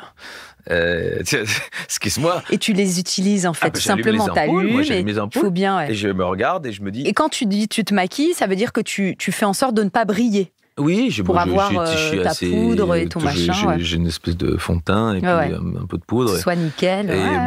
Et puis, en fait, tu sais, c'est l'image du clown. Ouais. Moi, je compare au cirque, parce que moi, j'adore la tournée. Donc, pour moi, tu prends ta valise et tu vas faire rigoler là-bas et tu montes le chapiteau à Mont-Solémine et demain, tu monteras le chapiteau ailleurs, tu vois. Et donc, le clown qui se démaquille, qui enlève effectivement son maquillage de clown. C'est pas exactement ça, mais c'est ça. Oui, je comprends. Donc tu es quelqu'un d'autre, tu es celui que les gens sont venus voir. Le show, et après exactement. t'éteins le show et t'enlèves tout. Voilà. Et ça, c'est une part de ma concentration. Mm-hmm. Je trouve ça génial qu'ils arrivent à se concentrer. Je crois qu'il y a des gens qui arrivent à mettre on-off, ou voire même le fait de ne pas se concentrer fait leur talent. Mais c'est ce qu'il me disait. C'est les jeunes, s'ils viennent une demi-heure ou une heure à l'avance, c'est là où le stress monte. Et là, ils paniquent. Et le fait de venir 5 minutes avant, c'est juste de ne pas penser au stress. Et moi, j'aime bien cette panique un petit peu, tu vois. Ouais. Ça monte. À Édouard VII, les loges sont 2 étages au-dessus de la scène. Donc, le régisseur, à partir d'une demi-heure avant, tous les quarts d'heure, dit, il y a un microphone, il dit, spectacle dans 30 minutes. Mais c'est formidable. Moi, j'ai joué à la salle Réjeanne, Théâtre de Paris, où il y avait ce truc à l'ancienne, dans 10 minutes. C'est vrai que ça fait paniquer, mais c'est beau, c'est le théâtre. Eh ben, tu te dis, ça veut dire que les gens sont là, ça veut dire que, comme on va souvent au spectacle, on sait ce que c'est-à-dire qu'on cherche sa place, on envoie son dernier texto, on discute avec sa voisine, après on va manger où, machin. Mais, donc à un moment, il y a rendez-vous avec nous. Enfin, pour moi, tu sais, j'ai un rendez-vous amoureux quand je monte sur scène, donc je me prépare un peu. Est-ce qu'il y a des choses, je sais pas, une petite pierre, une médaille, quelque chose que tu as, ou tu es accroché à quelque chose? Non. Il y a ce petit verre de vin. Oui, avant. mais ça peut être un gobelet. Non, j'aime bien que ce soit du verre. j'aime pas le plastique. J'adore. Mais qu'est-ce qui était raffiné. J'adore. Non, mais c'était même un pot vert de chez Ikea de euros, ou un Duralex, ça ne me dérange pas. Mais j'aime bien quand même qu'il y ait du verre. Ouais. Mais j'aime ça. Là, ça n'a rien à voir, mais c'est peut-être de la psychologie. Je suis pas attaché aux objets. À rien. Et une chemise en particulier, le caleçon qu'il faut, le machin, non, ça, vraiment. Autant Basile Boli explique qu'il était toujours le même caleçon, autant je n'ai pas. Mais je crois que je me suis un peu libéré de ça. En intellectualisant, tu te dis, mais en fait, si on vient chez moi et qu'on me vole la montre de mon grand-père, le machin, en fait, c'est tellement douloureux, alors que mon grand-père est plus là, il s'en fiche. Je lui donne une importance qu'elle n'a pas, parce que c'est pas mon grand-père, c'est une montre. Le souvenir de mon grand-père, il sera toujours intact, si qu'on prenne la montre, qu'on la prenne pas. Et donc, je refuse un petit peu d'avoir ce genre de choses, parce que je me dis... Tu veux pas être tributaire de ça? En fait, je crois que c'est du même rapport. Putain, tu viens de me faire une séance de psychanalyse un peu que j'avais pas anticipé. C'est le même rapport que j'ai aux enfants. Ce serait trop de souffrance de les perdre. Et donc, je préfère ne pas prendre de responsabilité. Donc, à nouveau, je ne veux pas m'attacher à des objets parce que ce serait très malheureux si je les perds. Donc, je suis un peu monsieur le nez de ça. Donc, il n'y a rien que je trimballe avec moi. J'ai pas de gris-gris. Et est-ce que, quand il y a des personnes importantes dans la salle, c'est-à-dire type famille, papa, maman, oncle ou famille, est-ce que c'est quelque chose qui te déstabilise? Est-ce que tu fais une autre prestation? Est-ce que tu fixes là-dessus ou non? En fait, moi, je demande toujours un peu la liste. Tu demandes? Ouais. Et s'il y a le journaliste du Monde qui vient à ce moment-là, est-ce que tu dis, je veux pas savoir, ou tu veux savoir? En fait, le journaliste, ça me dérange moins. Moi, c'est vraiment des individualités. Et donc, quand tu étais dans la salle... Oui. Est-ce que tu y penses? Je savais que tu étais dans la salle. Tu y penses ou tu dis, c'est parce qu'on est collègues et tu dis, il faut que ce soit bon? Et je crois que ce soir-là, il y avait 2-3 collègues. Il y avait Marie Saint-Filtre, je crois. Ouais. Et il y avait Camille Lavabre. Ok. Là, je me souviens des soirées. Et je sais quand les collègues, je sais ce qui peut potentiellement amuser les collègues parce que c'est des trucs qui vont les surprendre parce que... je sais les facilités que j'utilise et que tu connais, que je veux dire, bon, ça, je la connais, je la vois y arriver à 1000 à l'heure. Et les trucs où je peux vous surprendre, j'aime bien. Ouais. La semaine dernière, il y avait Michel Larocque, que j'aime beaucoup et qu'on se connaît pas bien. J'étais très flatté et je voulais bien faire parce que je savais qu'elle était dans la salle et je me suis dit, tiens, à quel moment elle rit, à quel moment elle rit pas. Je mets des invités, évidemment, mais ça on fait toujours. Après le 7e rang, pour pas les voir. On les voit pas. Il faut vraiment qu'il y ait une lumière un peu particulière pour que je sache où ils sont. Dans le spectacle, je parle de Sophie Calle, qui est une grande artiste contemporaine. J'aime beaucoup. Je suis allée voir ses expos et tout. Qui est venue, elle est venue te voir. Elle est venue. C'est chouette. Et donc, je trouve ça chouette. Et donc, comme à un moment, je parle d'elle et je parle de son rapport à la mort, vu que je montre une œuvre, t'attends pendant tout le spectacle ce moment où tu te dis j'espère qu'elle va aimer ce que je vais dire de son œuvre et qu'elle va aimer la façon dont je l'utilise et même qu'elle va aimer parce que je pense qu'elle n'a pas trop l'habitude de voir des one-man shows ce que je vais raconter. Ou quand t'as des gens importants, ça ils m'ont fait le coup à Ramatuelle, je l'ai pas fait exprès mais j'ai joué à Ramatuelle. Donc c'est à côté de Saint-Tropez, c'est un festival un peu je dirais huppé et qui est super, c'est en plein air, il y a des grands noms qui ont joué là, à commencer par Gérard Philippe de nombreuses années, donc c'était une date importante.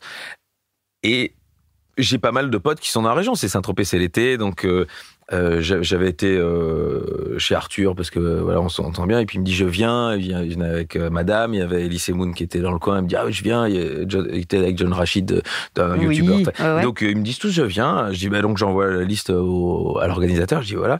Il y avait William Lémergie et Sophie Davant qui étaient aussi de passage. Il y avait je sais plus si Nicolas Briançon était resté, mais enfin voilà. Oui, en tout cas des collègues, potes un peu et des gens que t'aimes bien et que tu respectes. Et puis Ducret était sur place aussi. Et bon, je me dis super, c'est quand même important. Et puis il y avait une belle salle, donc il y avait ma mère et ma sœur, mais bon, ça ils m'ont déjà vu et surimpressionnant la première fois. Est-ce que ça c'est quelque chose qui plus maintenant, mais au début, ça pouvait te mettre terriblement. Un peu. Au début, terriblement. Et ton père est venu te voir aussi ? Alors c'est rigolo parce que donc comme mon père a voulu faire ce métier, je te disais, et ma mère pas du tout. Ma mère était chef d'entreprise de magasin de chaussures. Et ma mère, du coup, très éloignée de ce milieu, ne comprenant pas, maintenant ça va, mais se mettait derrière et regardait les autres. Et à la fin, elle me disait non, je crois que les gens ont aimé. Oh, c'est gentil, elle voulait qu'on aime son fils. Et je dis mais toi, non mais moi j'étais stressé pour toi. J'étais stressé pour toi. C'est trop mignon. Mais maintenant ça va, maintenant elle sait que je sais piloter l'avion, donc elle est rassurée. Mais au départ non. Et mon père, plutôt, il s'est dit bon je vais, et il se mettait plus devant. Et il rigolait plus fort. Il dit, si je vais rire plus fort. Et donc, c'était assez marrant parce que c'est deux approches, mais tellement différentes. Et donc, j'en reviens à mon Ramatuelle. Et j'arrive sur scène et ils étaient tous au premier rang. Oh, les relous. Ils ont fait exprès. Mais non, ils m'ont tous dit, on nous avait mis les places réservées. Et donc je dis, c'est pas possible. Eux voulaient bien faire, Ramatuelle. Ils sont dit, les poteaux, on les met. Il a dit, c'est ses amis, on va les mettre tous au premier rang. C'est pas la règle, mais non. Évidemment que c'est pas la règle, ça fait 40 ans qu'ils font le festival. Il y avait Eric Antoine avec ses gosses. Il y avait 15 personnes pour qui j'étais content de jouer, qui m'importaient. Tu vois trop les visages. Leur rire dans les yeux, c'était terrible. Et donc je regardais derrière. Je dis comme ça, je les verrais pas. Je les calcule pas. Et de temps en temps, tu les vois se marrer et tout, je dis, c'est cool, Ah, c'est vraiment cool, ça. Oui, moi, je suis très touché par les gens que j'admire quand ils viennent me voir. Donc, j'ai un petit peu ça en tête. Ok. Et est-ce que t'aimes les surprises ? Qu'est-ce que vous appelez surprise ? Des surprises, des petits cadeaux. Est-ce que t'aimes bien ça ? Qu'on te fasse des cadeaux, des surprises. Qu'est-ce que tu voudrais m'offrir ? Écoute, un cadeau. Est-ce que c'est quelque chose qui te met mal à l'aise ou ça va ? Non, pas du tout, si c'est toi qui l'as choisi. Bon, voilà. Un beau papier, avec des couleurs fluorescentes. Alors, un toucher, ça ressemble un petit peu à un cadre, on ne sait pas. Qu'est-ce que ça pourrait bien être. Tu vas nous décrire. Tu fais des cadeaux à tout le monde ? Oui. Moi, j'ai écouté beaucoup de débuts et je changeais. Parfois, je me dis, tiens, je vais écouter celui-là. Tu peux l'arracher. Oh là là, mais on y va avec parcimonie. Hein. Alors, qu'est-ce que tu m'as offert ? Oh Est-ce que toi-même tu sais qui c'est ? Eh oui, enfin c'est Jean-Marie Pfaff. Totalement. Je sais pas si on dit Piaf ou Piaf. Pfaff et Éric Guérest, pardon. Éric Guérest qui a entraîné Marseille. Absolument. Au cas où. Alors oui, c'est l'équipe nationale belge de 1986 de football. Et alors comme Jean-Marie Pfaff a des cheveux blonds et frisés. À l'école, pour la fête de l'école, c'est moi qu'on avait déguisé en Jean-Marie Pfaff. Ouais. Et c'est un petit... c'est référence à ce moment-là. Et en vrai, c'est marrant parce que ça doit être ma première scène de ma vie. C'est ta première scène et c'était pour ça, parce que tu adores le foot et parce que c'est ta première scène aussi. Oh là là, je vais le mettre chez moi, ça va faire... Tu mets devant ton bureau. Voilà, comme ça. C'est le foot et la scène. Oui, c'est ça. Puis c'est le drapeau belge. Hein, oui, on est à fond. Et le foot, il vient d'où, ça ? Parce que je t'ai toujours connu fan de foot, quoi. Alors moi, je parle parce que ça va pas avec ton enveloppe. Je te dis la vérité, on est assez surpris parce que... Mais t'es comme ça, en fait, Alex. Je vais te faire une révélation, tu vas être surprise. T'as un côté hyper populaire, mais c'est pour ça que t'es caméléon. T'es populaire, raffiné en même temps, smart, t'es extraordinaire. Hein. Caméléon, j'aime bien parce que ça veut dire que tu me perds dans n'importe quel milieu, mais t'es un peu comme ça aussi. Je suis un peu comme ça aussi. Tu peux aller dans une soirée un peu mondaine, dans le 6e, où tu vas pas être perdu. Ouais. Et si tu vas revoir tes potes d'enfance, tu vas pas être perdu et ils vont pas te prendre pour quelqu'un de prétentieux. On est peu à être comme ça. Peut-être, mais peut-être parce qu'on s'en fout. C'est-à-dire que moi, si on m'invite, je suis content et je viens. Et au fond, si derrière on dit du mal de moi, ça m'est un peu égal. Et de s'être libéré de ça, au fond, peut-être bien que les gens, ils en disent pas beaucoup du mal. Parce qu'en fait, ils se disent, tiens, il est cool, il a l'air cool. Et si toi-même, t'es cool avec toi-même, je pense que les autres s'adaptent un peu. Quand il y a quelque chose que je comprends pas, parce que c'est trop intelligent, je pose la question. Quand j'ai l'impression que moi-même, je suis pas compris par mon interlocuteur, j'essaye d'aller vers le point commun qu'on peut avoir. C'est ce qu'on ressent dans ton spectacle. C'est très intelligent, il y a beaucoup de références, mais ce n'est à aucun moment excluant, parce que tu expliques. C'était mon problème au début. Avec celui de l'art. Mes premiers sketchs, avec celui de l'art et peut-être même avec le sketch japonais et tout, ça donnait l'impression que j'en savais plus que les autres et que de manière un peu prétentieuse, je venais expliquer. Et t'as des gens, ça fait beaucoup rire. Et puis t'as des gens qui se disent, mais pourquoi il vient me dire qu'il est plus intelligent que moi ? Et c'était pas une volonté, bien sûr. Non. C'était une façon de me protéger. J'avais un personnage ça m'éloignait. Et en fait, une fois que j'ai compris qu'il fallait pas faire, regardez, je vous explique, mais apprenons ensemble. Et une fois qu'il y avait apprenons ensemble, en fait... tu le fais très bien. Je parle d'Heidegger, 90% de la salle ne sait pas la philosophie d'Heidegger, même 98 peut-être. Sauf que c'est aussi ça notre travail, je trouve, mais tu confirmeras peut-être, c'est-à-dire qu'il faut donner l'impression au public qu'il est intelligent, mais tout en ne lui donnant jamais l'occasion d'être con. C'est-à-dire qu'il faut lui montrer les rails. Et puis lui, il a l'impression qu'il roule tout droit, et en fait, tu lui as pas donné l'occasion de penser à autre chose. Le curseur, oui, évidemment. C'est pour ça qu'on essaye, on réessaye, qu'on change la phrase le lendemain, et tout ça, parce que c'est pas la même chose. Et le foot, alors ? Et donc, moi, je pars du principe qu'on peut aimer quelque chose de très populaire et les ambiances de jeux populos. Tu passes de Arthur à France Inter, mais d'une aisance. Mais j'adore ça. Arthur, il m'a dit, un jour, quand je suis allé à son jeu, il m'a dit, on est content parce que peu de gens de France Inter viennent. J'ai dit, mais vous m'invitez, je viens. Ce serait prétentieux de ne pas venir. Ce serait excluant. Il y a 2-3 émissions où j'irai pas aujourd'hui. Oui, tu n'iras pas, mais là, tu vois qu'il y a 2-3 potes, qu'il y a moyen de rigoler. Puis quand c'est bienveillant, là, j'irai probablement pas sur CNews ni chez Hanouna, tu vois, mais je l'ai beaucoup regardé, Hanouna. Et quand les gens critiquent Hanouna au début, je l'ai trouvé assez injuste, parce que si on regardait, en fait, il y avait quelque chose d'un peu assez complet, et puis c'était bien torché, c'était bien produit les premières années. Moi, je le connais depuis des années. Comédie, c'est quelqu'un qui a tellement galéré et qui vient du même background que nous, en fait. Et c'est vrai que c'est délicat. Mais son émission aujourd'hui, je comprends qu'on puisse pas y adhérer. Mais nous, on le voit comme un collègue. Et en plus, si toi, tu y vas, tu vas être reçu différemment que si moi j'y vais, parce que c'est un pote France Inter et je représente qui était sur scène, qui a galéré. Et puis je crois que dans les loges du Field, il y a encore une affiche de lui avec dans une poubelle. Tu sais, les premiers spectacles. Et le truc, c'est que on respecte beaucoup nos collègues, quoi qu'ils fassent. Alors moi, c'est très rare fou, que je fasse des vannes sur d'autres humoristes. Très rare, ça m'est arrivé, je vais pas dire, mais c'est très rare parce que je trouve que c'est tellement difficile de monter sur scène, tellement difficile. Et on fait ce qu'on peut. Oui. Il y a un moment où mais après, s'ils virent dans des dérives populistes, il faut pouvoir en rigoler et pouvoir quand même les décaler, quoi. Mais donc, non, j'ai aucune prétention sur les choses. Et la semaine prochaine, je vais réaliser mon rêve de gosse. Je vais à Londres au championnat du monde de fléchettes. Voir jouer des gens aux fléchettes. Putain, qu'est-ce qu'il est surprenant, ce garçon. C'est-à-dire que j'ai beaucoup regardé ça quand j'étais petit. Mais alors, qu'est-ce que c'est, ça ? C'est des gens c'est des Anglais essentiellement qui boivent trop et qui sont sportifs de haut niveau aux fléchettes. Et ils font ça, fonce-dés ? Ils sont fonce-dés, ils essayent de...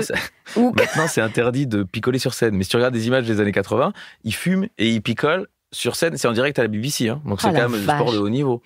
Et je regardais ça quand j'étais gosse, puis on a eu une équipe de fléchettes avec mes amis de l'université. Et donc, ce qui est génial, c'est comme tous les sports, un jour tu joues à domicile, mais la semaine d'après, tu joues en déplacement. Mais oui. Donc, j'étais dans des cafés à Bruxelles, improbables, où tu n'oses jamais rentrer. Et nous, on allait parce qu'on allait jouer aux fléchettes contre l'équipe locale. Et oui. Et c'était très Et rigolo. les Irlandais font beaucoup ça aussi dans les cafés irlandais. Exactement. Donc, Ok. Donc voilà, donc Et donc, t'as une pense... équipe... la semaine dernière, j'étais à la présentation à l'Institut de France de Catherine Meurice sous la coupole avec les académiciens français.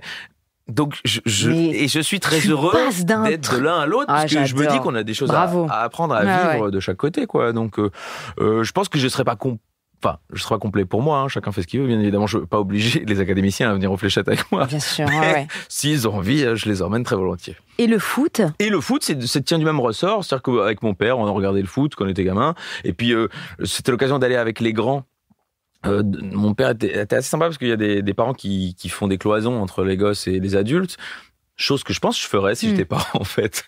Mais les miens nous mettaient à la même table et ils m'emmenaient quand il allait avec des potes au foot. Je prenais une place pour mon fils et j'avais 13-14 ans. Et moi, je buvais des grenadines et lui, il buvait des bières avec ses potes. Et je trouvais ça... J'aimais bien l'ambiance. Quand on rentre dans un stade de foot pour la première fois dans sa vie, c'est très, très fort. C'est-à-dire qu'il y a 20 000 personnes qui crient. C'est une émotion. C'est fort physiquement. Et donc, de là, j'ai aimé le jeu. J'ai joué un peu moi-même. J'étais pas une grande perte pour le football belge. Mais t'as eu envie à un moment quand t'as 12-13 ans et que t'aimes ça... T'étais bon ou... Non. Il y a jamais eu le moment où... c'était pas ouf, non, mais... si t'as Guillermo Guise, il va t'expliquer qu'il s'est blessé et qu'il aurait pu, et c'est vrai, et énormément de talent. Il a été très haut dans les centres de formation. Moi, j'ai joué de 12 ans, de 10 ans à 14 ans. Tu vois, non, rien. Mais par contre, j'aimais bien... c'est un jeu chouette, quoi. Donc, et on peut s'amuser de manière instinctive. Je trouve que... qui c'est qui avait expliqué ça sur la différence des rires.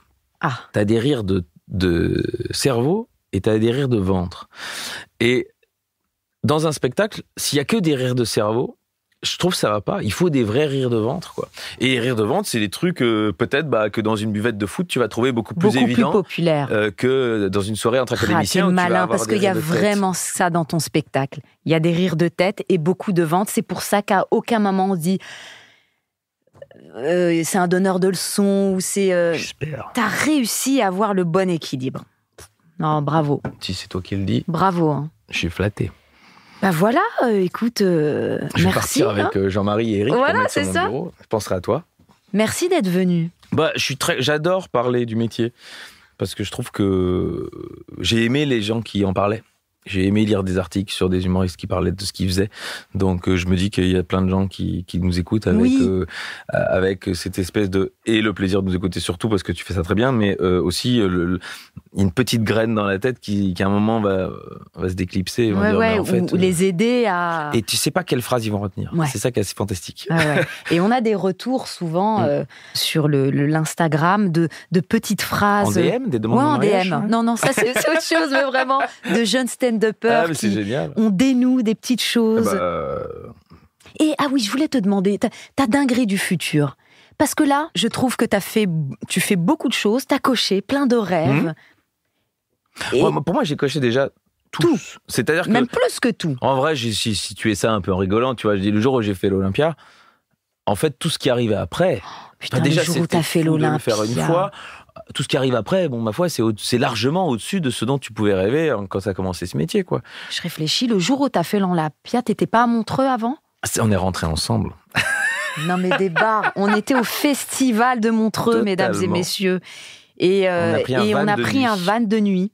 Et tu m'as laissé venir dans ton van, parce que toi, t'avais l'Olympia, et moi, j'avais l'anniversaire de Sabrina Ouazani, une copine. Et c'était les grèves partout. Et je t'ai dit, est-ce que je peux rentrer avec toi parce que j'ai rentré en van et on est rentré, nuit. Voilà, et on a dormi ensemble. Toi et moi, on a dormi. Avec les deux autres n'ont pas dormi. Avec ta compagne. Ma compagne était là. On a dormi à 3. Je me demande si c'était pas toi qui étais à côté de moi et pas elle. Non, quand même pas. Non, mais parce qu'on a dormi comme des porcs parce que je sais pas, les humoristes, on est fatigués, on avait travaillé. On était crevés. Et il y avait Frédéric Fromet. Oui. Et ma compagne qui n'ont pas dormi.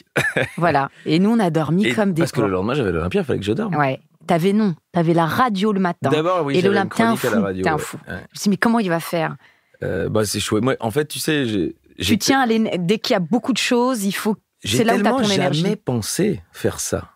tu vois. Être là à parler de 10 ans de ma carrière, c'était inconcevable quand j'étais étudiant en école de commerce.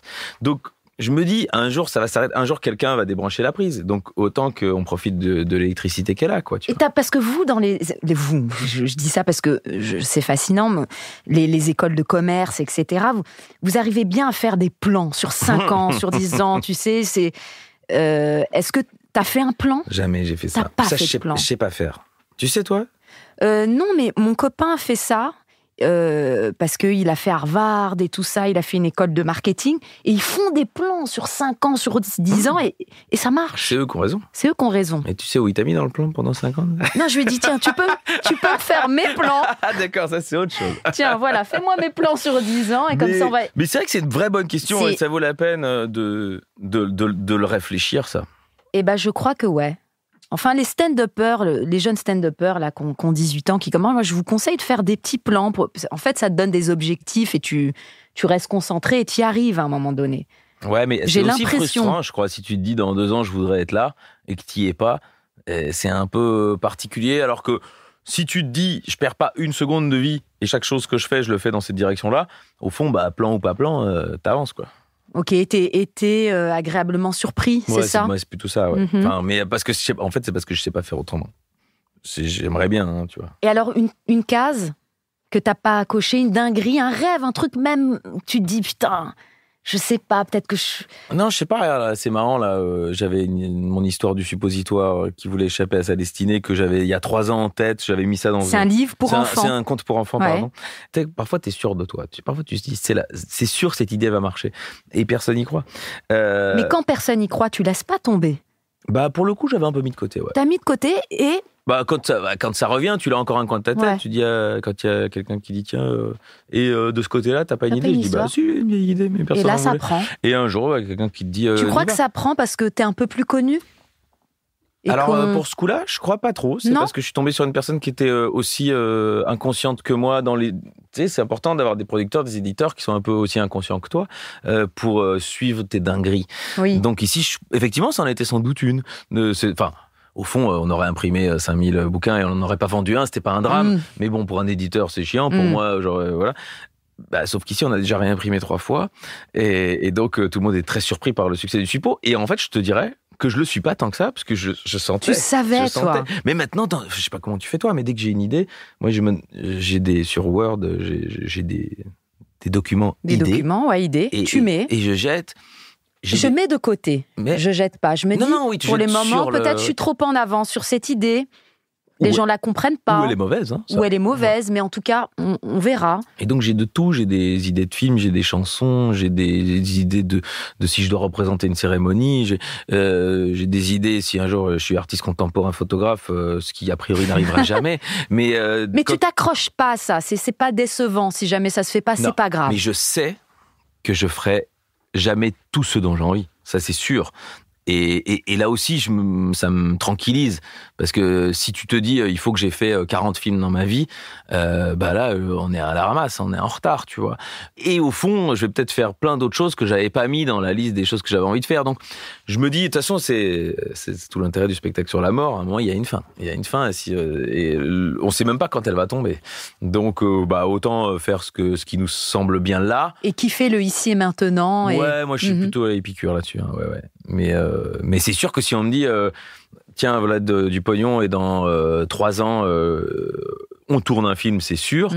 J'y vais. J'aime pas peut-être. J'aime pas travailler pour rien maintenant. J'ai donné là-dessus moi. Ouais. Donc les gens qui te font développer des scénarios pour les mettre dans une pile, à un moment ça m'a énervé. Quand j'étais débutant, ça allait. Donc tu en as déjà développé. J'ai fait des trucs, j'ai envoyé des dossiers, des machins. Maintenant j'ai terminé. Moi je dis, si vous mettez pas, excuse-moi de le dire, si vous mettez pas de l'argent sur la table, je travaille pas. Maintenant j'ai donné, ou j'ai d'autres choses à faire. Bien sûr. Et c'est pas tant parce que ça me rapporte, c'est juste parce que ça implique l'autre. Parce que de faire travailler des gens dans le vide, ça, les gens ils savent faire. Il y en a beaucoup. Il y en a beaucoup d'auteurs. Mais faites-le un peu quand vous démarrez, parce que ça vous fait travailler. Mais il y a un moment, il faut savoir que votre talent, ça vaut quelque chose. Et je sais pas si tu en as fait quand on a commencé les festivals. Ah oui. Moi, quand on a commencé, j'ai fait des festivals où on était... festivals de la crevette en Normandie. Et ils m'ont parlé de toi, ils m'ont dit c'était un beau moment. Oh là là. Quand elle est venue au festival de la crevette. Ah bah un bon bide, ça, pour la peine, un bon bide. Non, mais donc à un moment, tu fais plus tu fais plus les festivals où on te paye pas. Ouais. Et j'ai dit, moi, je veux bien faire les concours encore de débutants, mais il y a un cachet parce que je vous fais un spectacle, en fait. Et avant, on payer les faisait places. tout gratuit parce qu'on avait besoin mais c'est de... comme ça. Et c'est bien. On regrette pas. Moi, je regrette rien. On fait nos classes, en fait. Oui. Mais à un moment, il faut savoir que tu vaux quelque chose parce que c'est un vrai travail. Ok. Donc, on va dire que peut-être la dinguerie de demain, ce sera un film. Pourquoi pas, peut-être. Ouais, j'aimerais. Parce que c'est quelque chose que tu n'as pas encore exploré, en tout cas. En vrai, très souvent, quand je commence un truc, je le commence discrètement en Belgique et puis ça fonctionne potentiellement ailleurs. Et c'est vrai que quand j'ai commencé la radio, j'ai d'abord fait sur les radios belges un peu discrètement. Quand j'ai commencé le spectacle, mes premières dates, c'était à Bruxelles. Et puis après, voilà, peut-être un petit film pas trop ambitieux. Oui, avec un Belgique, petit budget, pas de pression. Exactement. En plus, tu peux avoir les financements de... Ouais, non, il y a moyen. On va monter ça, le budget productionnel, ça me fait assez plaisir. Bon, c'est tout ce que je te souhaite, en fait. Enfin, tout ce que tu désires. Mais si ça n'arrive pas, ce sera pas grave. Si vous écoutez ce podcast dans 30 ans et que j'ai toujours pas fait de film, dites-vous que je serai heureux quand même. Ouais. Merci, Alex Vizorek. Merci, Amel Chabi. Venu. C'est un grand plaisir. Merci de nous avoir écoutés. C'était Amel Chabi et Alex Vizorek.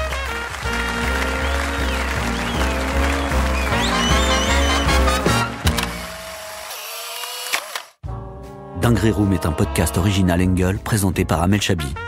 Productrice Clémence Friès, réalisateur Raphaël Fruchard, ingénieur du son Thomas Gabriel, coordinatrice de production Alix Pénichon.